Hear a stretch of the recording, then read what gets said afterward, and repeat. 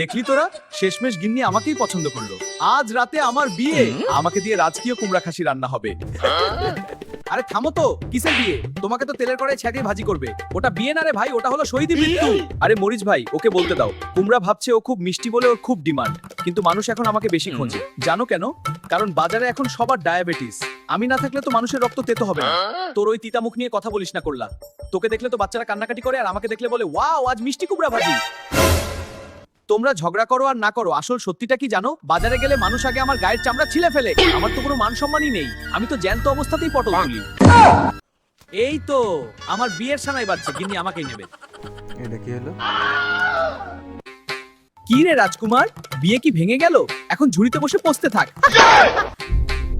আজকাল যে গরম পড়েছে, মিষ্টি কুমড়া খেলে তো পেট গরম হবে। তার চেয়ে করলা দিয়ে তিতা ঝোল করি, শরীর ঠান্ডা থাকবে।